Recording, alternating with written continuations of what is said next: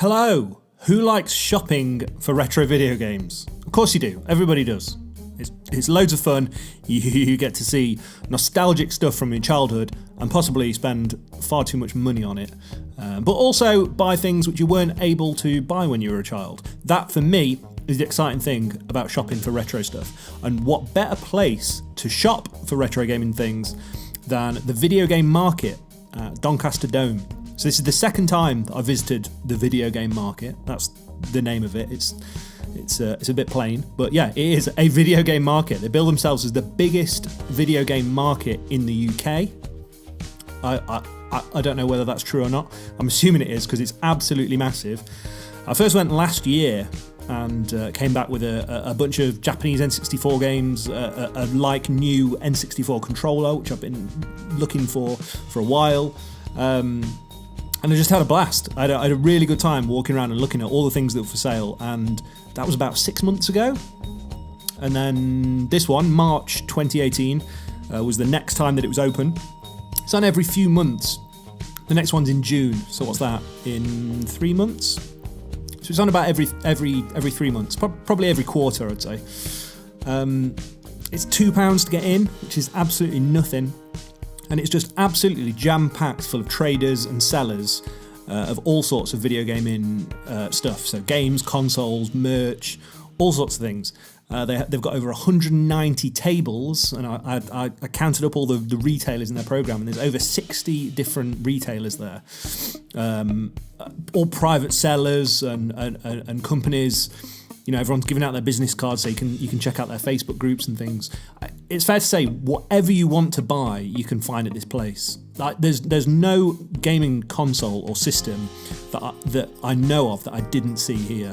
Whether you want an old Commodore, if you want a VIC-20 or an Amiga 600 or an Amiga 1200, or you want a Neo Geo, or a Hong Kong Mega Drive, the one that plays at every region of game, or you want a box Super Nintendo or a SNES Classic, and just whatever you want, you'll find it. It's absolutely brilliant. Whether you go and you spend tons of money and buy things that you've wanted to pick up for ages, or you just buy nothing and just treat it as like a museum. You can just walk around and look at all this brilliant stuff. I absolutely love it. So I thought I'd show you a little bit of footage of the market. Maybe you'll want to go in the future if you're in the UK or if you're visiting, and also show you some of the things that I picked up today when I visited. Some of the exciting things, well, exciting to me anyway. So we'd have a look at those, and I'll kind of show you how much I spent and what I spent it on. So some of the cool things that I saw at the market this year, which I didn't buy, is that there was a retailer there that was only selling modified consoles. So it's consoles where they've modded in new AV options, so RGB outputs and HDMI outputs and things, and that's super cool. So you were paying a premium for it. You know, they're much more expensive, but if you want to buy an NES that's got HDMI output, or a Mega CD that's got nice RGB output, this is the place you want to go. It was fascinating, absolutely fascinating. As I say, it wasn't for me. It was a little bit more than I wanted to spend, but really cool. Last time I went in September or so last year, I saw a 64DD with 6 games, and someone was selling for £1,000, which is a load of money, but the 64DD is one of those things that you really don't see them often, especially in Europe, in the UK. You know, it was a Japan-only release. It was a complete failure. There was only a handful of games that ever came out for it, and it's just one of those things from my childhood that I would read about in magazines and I thought sounded like the coolest thing ever and was completely fascinating. It was the Mega CD of the N64, basically, and quite rightly they decided to never release it outside Japan, and it was it kind of faded into history a bit. But one of the things that I would absolutely love to own in my life, which I don't own, I've got a cracking collection of old consoles. You know, I've got tons, but I don't own a 64DD, and that's because they cost £1,000. So let's take a look at some of the things that I bought this time, and maybe you'll think they were a waste of money, but I came back very, very excited. Mostly bought Japanese games because that's what I'm into. So yeah, first of all, N64 games. This is what I went to find. This is what I went in mind. I want to buy some Japanese N64 games, because apart from going to Japan, this is one of the best places that you can actually buy those. So first up, a Stone Cold classic. This isn't a Japan-only game. You can buy this in Europe, you can buy this in the US. It's Gambare Goemon, which is known as Mystical Ninja outside of Japan. And this is just a super cool adventure game. It's part Mario 64, part Zelda. It's like a platformer adventure game starring Goemon. Just amazing. If you've never played this game, there's one on the Super Nintendo, there's two on the Super Nintendo, and then two released for, I think I'm right in saying there were two on the Super Nintendo. There's at least one Mystical Ninja game, and then there was two released on the N64. This one is like, as I said, the 3D action kind of RPG adventure game. And there's another which was more side-scrolling. It was more traditional Mystical Ninja. Really, really cool. This cost me £8. So, I mean, the box isn't in the best condition, but I mean, £8. We've then got something that is a Japan-only game. This is Robot Ponkotsu 64. And just to admit, this is something that I've never heard of in my life, but I sometimes like to take a punt on things. This cost a tenner, so it's £10. Box is in really good nick. It's clearly a Japan-only game. This is an RPG. Definitely never got a release outside Japan. And yeah, I just thought I would take a punt on something and buy something that I hadn't heard of before. It is an RPG, so it's unlikely that I'm going to have a very good job of getting through it. It says on the back that it supports the N64 Game Boy connector thing, the 64 GB. So that's interesting. I don't have one though, so I'm not going to be taking advantage of that. And then lastly, with my N64 purchases, the thing I was most excited about, this is the New Japan Pro Wrestling game, or the first New Japan Pro Wrestling game on the N64. This is super cool. I've wanted this for ages. There's two of these. This is the first one. Shin Nippon Pro Wrestling, Tucon Brave Spirits, and it's awesome. Weirdly made by Ukes, who make the current 2K WWE games, which are generally pretty bad. And it doesn't really play like them, but this is awesome. It's got Jushin Thunder Liger, it's got Tiger Mask, it's got Tenzan, it's got all your favourites from whatever 1997 era New Japan.